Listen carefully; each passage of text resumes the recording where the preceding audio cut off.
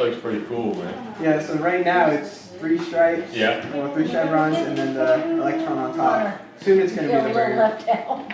Oh, I'm paying attention. He looks like John Wick is what I've been saying. It's like I look like a homeless guy. He looks like he's like, you know. Well, Dylan lit a competitive bug under Connor because now he has straight A's in school. So Dylan deciding to actually like make something serious of his life, turn Connor around too. Yeah, Connor, you got to play your cards right, join the Navy, and go to Officer Candidate School. Then you'll have Dylan have to salute you. Yeah, I don't want to tell him about that. I'm gonna have to write that down. Yep. And you can say, you call that a salute, sailor? Snap to attention. Yeah, what's it called? My buddy in nuke school or whatever, he hates it there, obviously.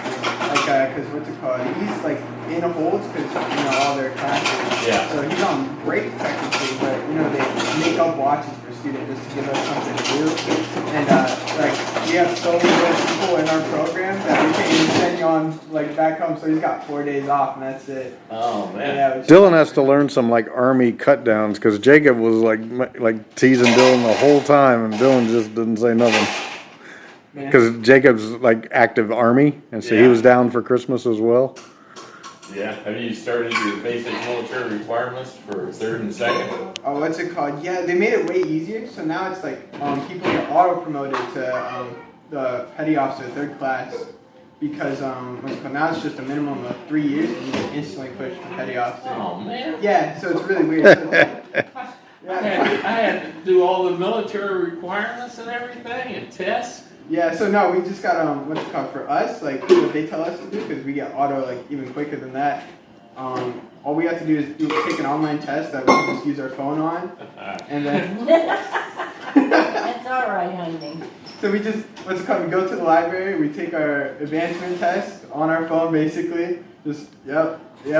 Man, things are so different. Well, Dylan don't have to go to SEER school, so at least. Yeah, well, when I made petty officer, when I made 3rd class, Yeah. most of my friends were still seniors. Yeah. And I had this real good friend, we've been together forever, and I had a detail that I had to lead, and he was screwing around like, I said, Lynn, You know what I forgot? go do this.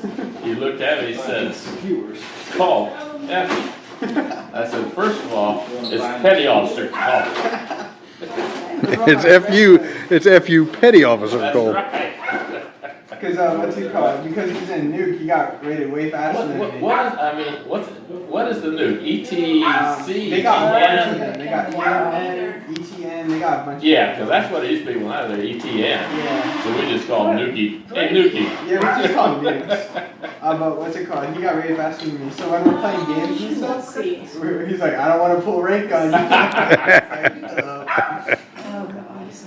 But yeah, no, it's so weird because I'm so used to calling Pope now. It's like, I know. It's like second, it's my first name. I'll be like, someone That's says Dylan, I'm like, cool. Even the old man one time when I got thrown in the brig in town. And usually, if you got thrown in the brig or the jail, depending on where you're at, petty officer could get you out because the army knew nothing about our rank system and everything. So you just send in a 2nd they class just see a bird and they're like, oh wow. to get you out. So they would only release me to the commanding officer or the executive officer. He's a full lieutenant, and the commanding officer was a lieutenant commander. So I'm riding back in the Jeep with the XO, and he's driving along, and he'll go, "Oh," I said, "Sir," he just said.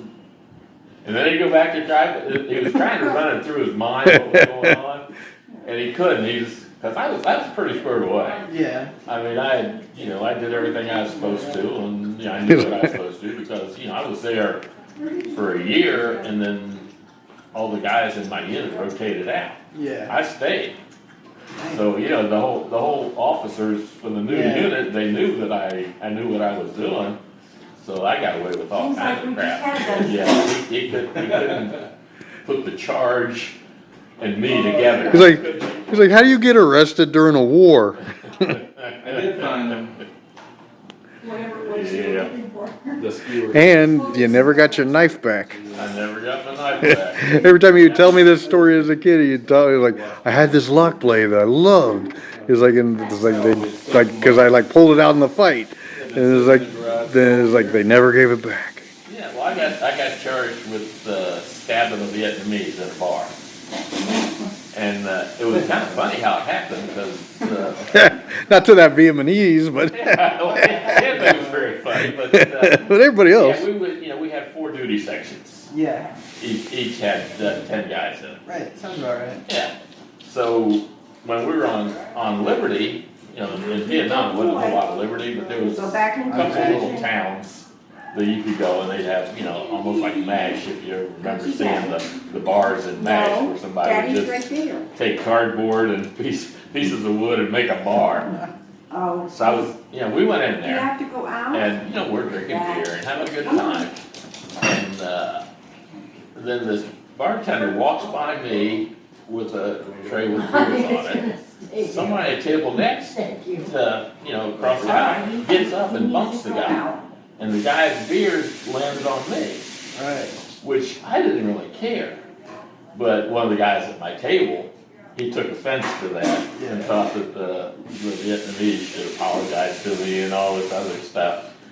And so he saw it was getting ugly, so he picked up one of the beer bottles and smashed it on the bar. And now he's coming at me with a broken beer bottle. Yeah. So I had my knife, so I just whipped my knife out. And we're just kind of circling each other. Right. And some soldier said, MPs are coming. So we all took off and ran like a block away down this dirt road.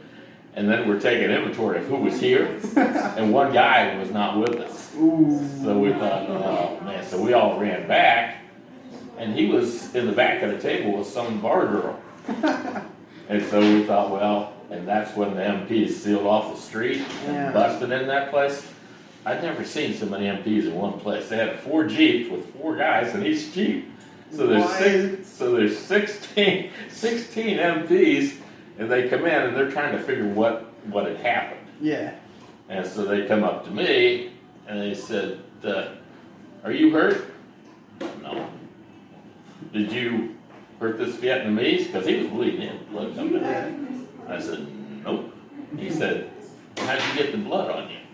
And I looked, and I had blood on my sleeve. Right. Because like I said, we were like, but not really making a connection or anything. And then they put handcuffs on me, and those Jeeps were like that tall. And I'm trying to get in the Jeep with my hands behind my back in handcuffs. So basically they got tired of waiting for me and just threw me in there and took me to the army jail. And put me in a cell with a deserter that had been in the bush for like 3 months. I mean, this guy was rough looking. So they got a hold of our unit and the XO coming and got me in. There's a big investigation. I had Army CID was investigating. Yeah. And one guy says, the CID, and he was in civilian clothes, but I knew he was Army. And he says, where are you going to be in 6 months? I said, 6 months? I'm going to be in the United States. He says, oh, no. You're going to be in the brig down in Saigon. They call it LBJ, the Long Bin Jail. Yeah. And that was when I got scared. So I was supposed to get out of there after being 19 months. In a month. It was He said, "No, over there, you so I can't just go." moved it. Have a cup of cheer. So what got me out was one of my buddies who had been with me. They all got together and they got with the CID guy and said, we saw what happened. The Vietnamese cut his hand with that bottle. Yeah. Colt didn't cut him or anything. So the CID's like, okay, well you got like 9 other guys saying that you didn't do anything at all. So we'll drop the charges, and that's what I did by saying this line. Kevin, did you "Got my knife back?" He said, "Don't press it."